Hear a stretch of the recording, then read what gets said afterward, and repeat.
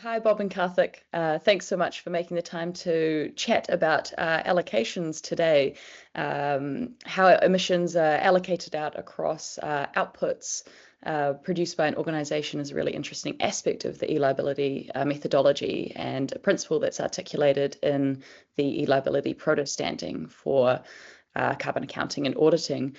Question we'd love to dive into more today is how does the e-liability methodology standardize those allocations for each industry to make it consistent? Okay. Well, the principles apply across all industries.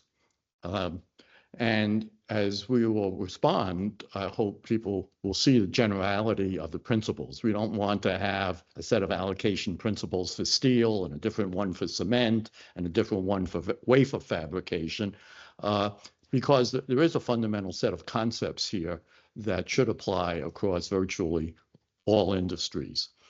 And in the origins of the e-liability carbon accounting method that Karthik and I began working on now 4 years ago in early 2021, we saw that the key mechanism for transmitting carbon information up a supply chain or down a supply chain downstream to intermediate and final customers was to use the products that are being transferred from one entity to the other. So the products will carry, in effect, the DNA, the information about carbon information, which gets preserved as it goes down that down a supply chain. And in that article, the first HBR article, we describe the internal allocation that has to occur within any entity, which is they are going to get all this carbon information on a per product basis or per unit of service, such as electricity, from their immediate suppliers. And they will have their own emissions, the direct emissions from the assets that they own, control, and operate. And there's an allocation process of how do you allocate the purchased emissions from suppliers and the produced emissions, direct emissions from their own assets to all of their output products. And we had a nice diagram there which showed some arrows with the allocation getting done. And we called upon activity-based costing, which we know about from cost accounting, as a way of allocating factory-level expenses down to the individual products or SKUs that are produced in that factory that's incurring some of these expenses, which includes machinery expenses and indirect labor like scheduling and quality control and supervision down to the various outputs. But in the carbon space, I think at that time, we didn't have much insight about how this allocation would be done. And I thought it would require chemical engineers and environmental engineers to really understand how the input emissions get allocated to the output products. But through the various pilot projects that we've been running since 2021, it actually looks like that allocation process is relatively simple and generalizable across all types of companies and industries. Now, we did see that there are two types of allocations that are at work here. The most prevalent kind is where the productive machinery of an organization is being shared to produce all the output products of a certain type. And each one has a certain amount of time on the machine or a sequence of machines that's being processed. And this is true whether it's agricultural goods being processed or petroleum goods or discrete manufactured goods. So we'll talk about that first. And this is how do you, if you have a production line that's producing 300 different variants of the products, 300 separate SKUs, how do the purchased emissions and own direct emissions get allocated to that? The second type of emission or allocation occurs when you get kind of a big clump of raw materials.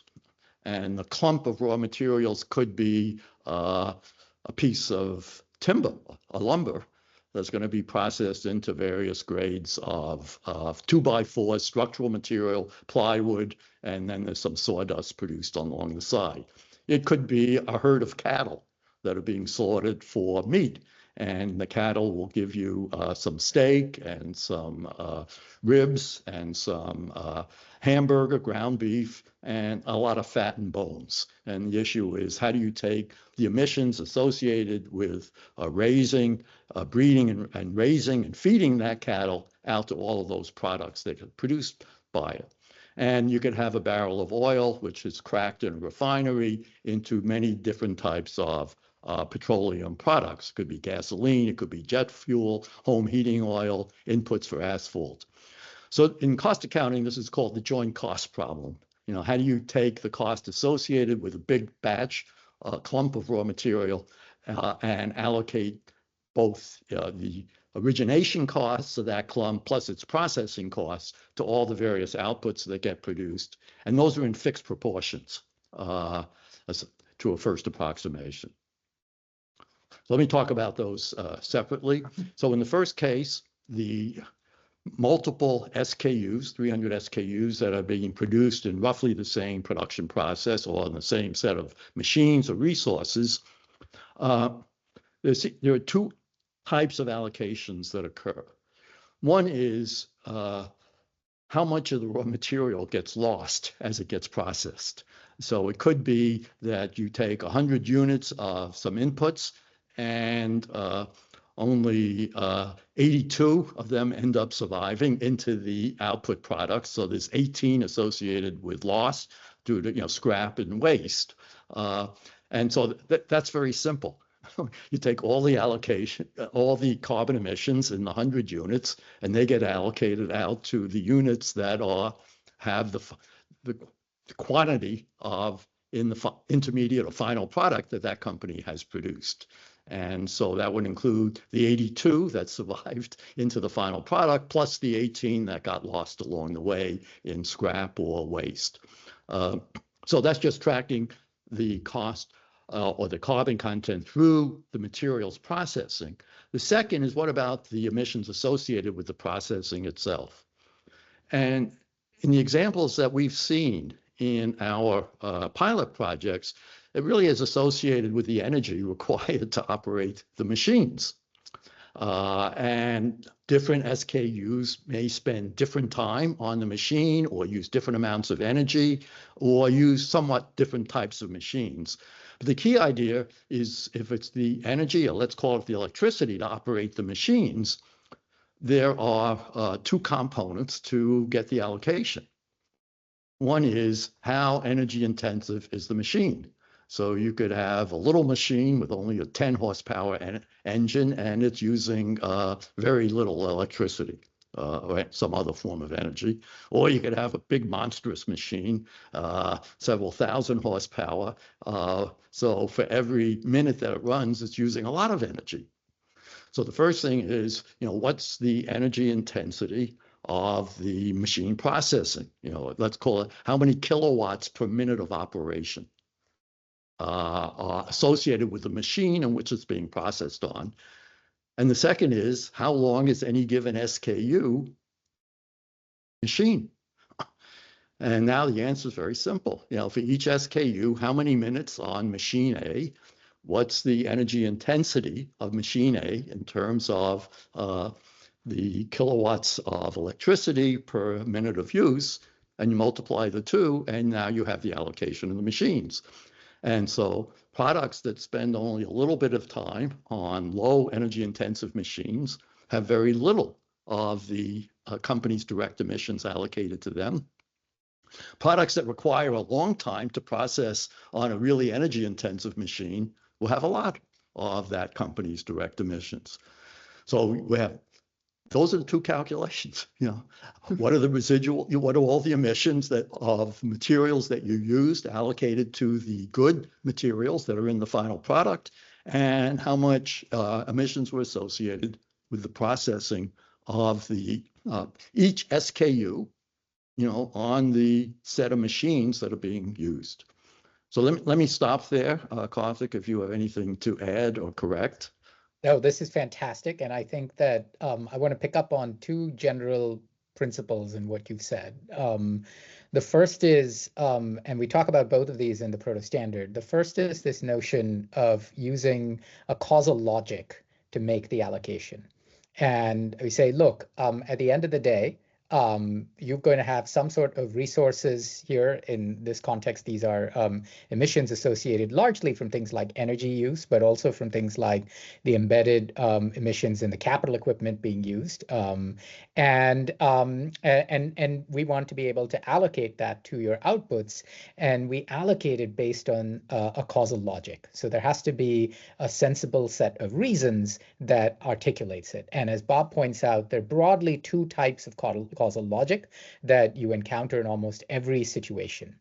The other principle that's embedded in what Bob said is what we have been calling, and Bob has been calling well before the e-liability project, the Willie-Sutton rule, which is the idea that, you know, this allocation process becomes really complicated only if you think that you have to allocate every single emission associated with the product down to, you know, the 800th decimal point. But really, in any product, at least in the context of the various pilots we've conducted now in so many different sectors, whether it's cement, steel, oil and gas, services, etc., there are usually a handful of emissions that account for the bulk of the embedded e-liability of a product, of an output. And so if we figure out what is the sensible causal logic for that bulk that matters, then you get to, you know, the 95% accuracy that you would need for a reasonable assurance audit. And that's really the standard that would be necessary for a system like this to work. So those are two principles that are embedded in the details that I wanted to highlight. And I'll just zoom out a little back to the starting question, Lauren, which is, you know, do we need to standardize these allocations across each industry? So right now, if we look at the landscape of the so-called GHG disclosure regime that's out there, we have, you know, some group that is producing standards for steel, another group producing standards for aerospace, another group producing standards for batteries that will be used in cars, and then yet another group producing standards for the cars themselves. And of course, all these groups are not talking to each other, but they're going into this sort of what we might think of as cumbersome detail in these allocations. And I think embedded in the proto standard and what we've been saying is, you don't need to go into those cumbersome details because the sources of emissions are actually fairly common across all of these. The causal logics will be common across most allocation types. But it's also that once you've figured out what that causal logic is, we don't want to constrain the business in its capacity to innovate past that. So imagine that everybody in an industry currently uses the same manufacturing process to produce a widget. And that manufacturing process results in a certain set of causal logic, which drives the allocation. But now comes along another company a new entrant in that industry that has a radically new, different process. If it were constrained by using the industry standard or the industry definition that, say, some greenhouse gas body has written, then that company has no incentive to innovate. Or if it does innovate, it will get no reward for it. So this is the reason why we are hesitant to say, once you create a standard, that standard is the only thing you can ever use, and that is it forever, because that would constrain all innovation. And the whole point of an e-ledger type system is that companies are incentivized to continually find new and better ways to do it. So if they find better ways to do it, as long as they have an underlying causal logic that justifies what they're saying, and they can get their auditor to sign off on that justification as part of a reasonable assurance audit, it's permissible. But we would be astonished if it doesn't fit within these two broad principles that Bob laid out. Yeah, basically moving the emissions from input materials to output materials, recognizing losses along the way, and the allocation of your owned assets with the addition that Karthik properly mentioned that I had omitted of it's not just the energy from your assets, but also the embedded emissions in those assets, which are going to be amortized over its useful lifetime to all the products that get produced on it. That's right. Okay, so we can now turn to the second type of allocation, the what accountants call the joint cost allocation, where you take a big chunk of inputs, a tree, a barrel of oil or a herd of cattle and move them into intermediate products, where multiple intermediate products are produced in fixed proportion to the input materials that are coming in. And when you first look at that, you think, let's just weigh the various intermediate products and we'll allocate based on weight. And that's like the simple accountant. I mean, it can be very precise and it's exactly wrong. I mean, in the case of cattle, you would be allocating all the cost of breeding and raising the cattle to bones and fat that no one is buying, and very little to the filet mignon at the center that people are paying huge premiums for. So it turns out that physical characteristics like weight or volume are not very good allocation processes. There's a second principle at work here, is that we actually can't come up with a complete causal logic here. And the problem is this: which hand made the noise? How much do I give to the right hand and how much do I give to the left hand? And there's no analytic answer to which hand made the clap and how. And so this is all arbitrary. And here is where we will rely on industry standards and industry practice, at least initially, until we learn something more and get better at this. Because for each industry, they've had to solve this joint cost problem for cost. And the most common method that these organizations are using, whether it's timber or petroleum or cattle, is relative value. And they will look at all the value, the prices on all those intermediate outputs that they could sell each intermediate output for, and then allocate proportional to the value of those outputs that goes on. And in that case, fat and bones from cattle get very little allocation because no one's hardly paying to get that. And sawdust may get a little because they put them on the floor of butcher shops occasionally. But for the most part, people are not paying for a lot of volume and weight that is produced through this process. And so we go to the value, which is the relative prices. And I think that's what we will start out with. But we would look to each of those industries that have this joint cost allocation issue as to how they're handling it for their costing. And let's do that for the carbon as well, until we come up with something that's more insightful and proto-language more causal than the value. Now, the problem is that in some of those intermediate products, there's a lot of variation and fluctuation in the prices of the intermediate products. And so we're going to have to live with that. And maybe we use annual averages. We don't want the allocations to be going on a daily basis. I mean, that's a false sense of precision to do that. But, you know, some long-term average of the relative prices of all the intermediate outputs will certainly be a pretty good approximation for how to allocate out the carbon of the input materials and the carbon produced by processing the inputs into the many intermediate products. That's exactly right, Bob. And I mean, we see that, for instance, with the example of how you might think about what kind of emissions from the blast furnace should we allocate to the slag versus to the steel that comes out of the blast furnace. So currently, slag is treated as a waste product. And so one of the reasons slag is used by other industries, say, for instance, the cement industry, as a filler, is because they can acquire that slag with very low emissions associated with it. And also very low price. Very low price, has a very low emissions. Relative value right. to the steel. Yeah. Now, and whereas the steel, of course, is where the emissions are. But now you can imagine if a steel company tried to sort of turn that around and say, well, let me allocate all my emissions to the slag and not to the steel, then it could sort of, perhaps try then sell its steel as low emission steel. But the question is, would someone buy that slag and take on the associated liabilities with it?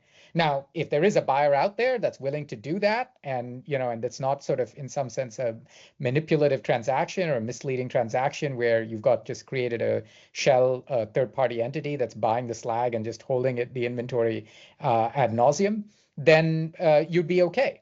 But chances are that if you start allocating emissions to that slag, then people are going to think twice about buying your slag. So there has to be some merit associated with it. And as Bob says, in many cases today, the merit associated with the allocation is tied to the relative values. And so if you are going to deviate from that, again, we're not in the business of telling companies how to innovate and how not to innovate. We think companies are far better of doing that than anyone sort of trying to do it top down, let alone from a standard setting perspective. But if you're going to deviate from what seems like a tried and tested pattern in your industry, then the onus is on you to explain the logic and to be able to showcase to your auditors, for instance, that allocation is not somehow fraudulent, that you haven't just created a shell entity to hold all of the emissions by allocating it to some waste product. Those are the kinds of things that, quite frankly, in financial accounting, we've become very good at detecting. And that's why we have such a sophisticated industry around auditing. And then we have, methods to audit the auditors and so forth.